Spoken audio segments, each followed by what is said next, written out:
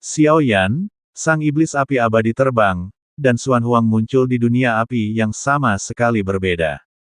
Di sebuah benua aneh yang melayang di kehampaan, terdiri dari bebatuan besar yang tak terhitung jumlahnya dan berdefinisi tajam, ini bukanlah api bumi murni yang bergejolak. Kristal di dalamnya bukanlah benda dingin dan tak bernyawa. Api cair mengalir di dalamnya, memancarkan fluktuasi energi yang intens dan dahsyat yang menerangi seluruh ruang dengan cahaya aneh dan bergelombang. Udara dipenuhi dengan energi atribut api emas kuno, begitu terkonsentrasi sehingga bahkan jantung api di dalam tubuh Xiao Yan pun bergetar. Tempat ini adalah alam api emas. Suara jernih dan dingin sang iblis api abadi terbang terdengar. Tatapannya menyapu sekeliling, tampak akrab dengan tempat itu. Di bawah api, senior, Anda tampaknya sangat mengenal api ini. Mengapa Anda tidak mengambilnya? Tanya Xiao Yan dengan penasaran. Tidak semua api perlu diambil. Aku hanya mencari jantung api ketika aku membutuhkannya, kata sang iblis api abadi terbang. Dan sebagian besar yang kucari adalah api dari dunia selanjutnya. Mencari api di 9 alam terlalu berisiko, mudah untuk menciptakan karma yang tidak perlu. Kedengarannya seperti dia tidak lagi mengejar api, melainkan meredakan api yang dibutuhkannya di dalam tubuhnya. Jantung api ini berada di peringkat kelima, milik batu 1000 walet emas. Xiao Yan menatap jantung api itu dengan saksama, jelas merasakan esensi api yang bergelombang di dalamnya. Esensi api yang terpancar darinya, yang diserap oleh klan pemakan hati dari api peleburan urat bumi, bahkan lebih terkonsentrasi. Namun, api ini bukanlah api abadi yang tidak diklaim, tambah selir iblis, tatapannya menyapu kristal-kristal besar di sekitarnya. Api itu dilindungi oleh 3 ras yang menggunakannya untuk berkultivasi dan mengkonsolidasikan perkembangan mereka, sekaligus bersama-sama melindunginya. Tepat saat itu, sosok-sosok yang tak terhitung jumlahnya tiba-tiba muncul di sekitar mereka. Di antara mereka ada raksasa setinggi puluhan kaki dengan kulit retak seperti magma, beberapa adalah kumpulan roh api murni yang melompat dan berubah bentuk, dan yang lainnya adalah kaki kalajengking raksasa yang dilapisi emas dan batu, mengelilingi dan melindungi batu 1000 walet emas yang mereka lindungi. Melihat ini, Xuan Huang tiba-tiba melambaikan lengan bajunya, melepaskan aura kuat ras naga, mencoba mengintimidasi mereka dengan kekuatan garis keturunannya. Xuan Huang, aku datang ke sini untuk meminjam api ini. Jangan bertindak gegabah. Kekuatan garis keturunan Xuan Huang melonjak sesaat. Semua sosok gemetar, membeku di tempat, tidak berani bergerak sedikit pun. Raja Naga, kami datang ke sini untuk beristirahat. Ras naga yang berusia 1000 tahun begitu mendominasi, memadamkan api ini dengan begitu mudah, sama sekali mengabaikan kelangsungan hidup kami, nyawa kami. Para pemimpin dari ketiga ras melangkah maju, bahkan dengan penekanan garis keturunan, tetapi api ini sangat penting untuk kelangsungan hidup mereka. Tanpa itu, ketiga ras pasti akan binasa. Hanya sumber api yang tetap tak bergerak. Tak terpengaruh oleh apapun. Kalian tidak perlu khawatir. Aku di sini bukan untuk merebut dengan paksa, tetapi karena situasinya mendesak dan kita membutuhkan sumber api ini. Kuharap kalian mengerti. Sebagai Raja Ras Naga, Xuan Huang tentu saja tidak akan tunduk. Dia hanya ingin berbicara dengan mereka secara sopan, tetapi apakah mereka mau atau tidak, itu bukan urusan mereka.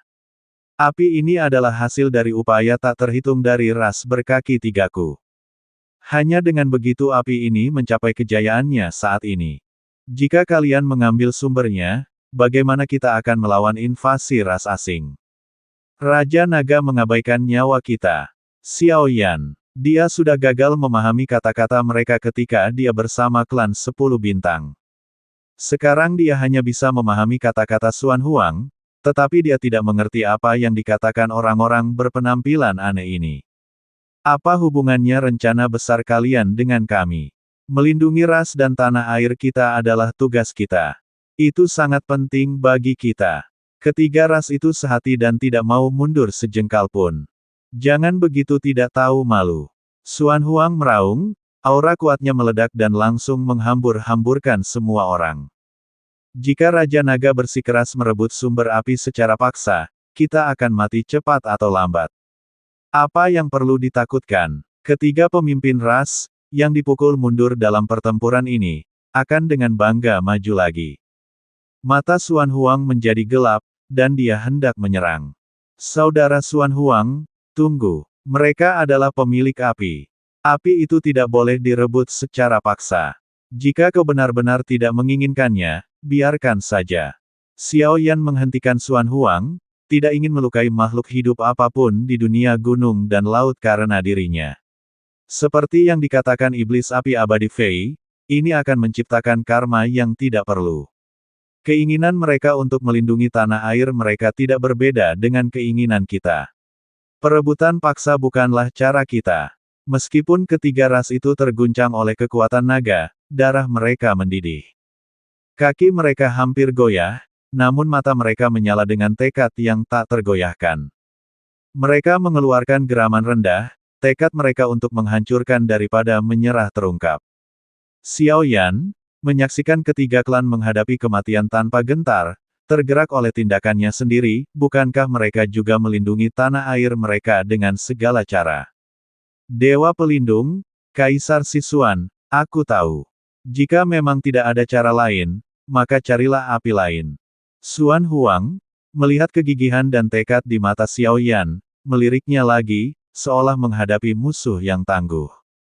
Ketiga klan, bersumpah untuk melindungi tanah air mereka sampai mati. Sekarang aku mengerti mengapa dunia menghormati saudara Xiao Yan sebagai penguasa mereka, karakter seperti itu sungguh mengagumkan. Mendengar kata-kata Raja Klan Naga, aku pasti akan melihat sumber api ini, dan aku akan mengambilnya, tetapi bukan dengan paksa. Dia dengan ringan menyentuh jarinya, cahaya keemasan berkilauan di antara alis dan ujung jarinya. Setetes darah esensi yang mempesona, mengandung esensi kehidupan yang tak terbayangkan dan kekuatan naga murni, melayang keluar dari antara alis dan ujung jarinya. Pupil mata Xiao Yan menyempit tajam saat melihat ini. Dia mengerti bahwa ini adalah darah esensi dari tubuh Xuan Huang. Dia segera ingin menghentikan saudaranya, Xuan Huang, tetapi itu benar-benar dilarang. Xiao Yan menggenggam tangannya dengan gerakan hormat. Ini hanya setetes darah esensi, itu tidak akan membahayakan saya. Ini adalah dunia gunung dan laut. Saya menghargai kesediaan kakak Xiao Yan untuk menjadi teman sejati dengannya. Di dunia gunung dan laut, saya akan mengerahkan segala upaya untuk membantumu, kata Xuan Huang dengan suara berat.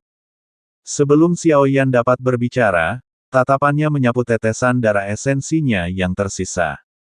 Dan setelah itu, saya akan mengirim klan naga untuk menjaganya. Atas nama Raja Naga, saya akan melindungi ketiga klan, memastikan kedamaian dan keselamatan mereka selama 1000 tahun. Setelah mendengar ini, momentum ketiga klan secara bertahap mereda. Konsesi Xuan Huang sudah mencapai batasnya, satu-satunya kekhawatiran mereka adalah bahaya yang akan mereka hadapi setelah sumber api mereka diekstraksi. Sekarang Xuan Huang telah membuat janjinya, masalahnya terpecahkan.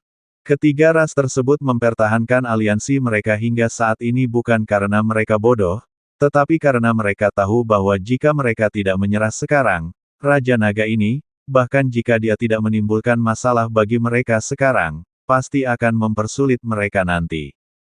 Kami memberi hormat kepada Raja Naga. Sebuah suara terdengar, yang tidak dapat dipahami Xiao Yan, tetapi dia melihat semua sosok di sekitarnya bersujud menyembah. Dia mengerti bahwa syarat Xuan Huang telah diterima oleh ketiga ras tersebut. Seketika, Xiao Yan menatap Xuan Huang, yang telah dia temui sejak mereka datang ke sini. Kejujuran Xuan Huang telah membuat Xiao Yan curiga untuk waktu yang lama. Tetapi sekarang, Xiao Yan mengerti bahwa pada tingkat kultivasi ini, seorang teman seperti Xuan Huang benar-benar langka. Bagaimana mungkin Xiao Yan menerima hadiah yang begitu berharga? Xiao Yan mengepalkan tangannya dalam salam hormat.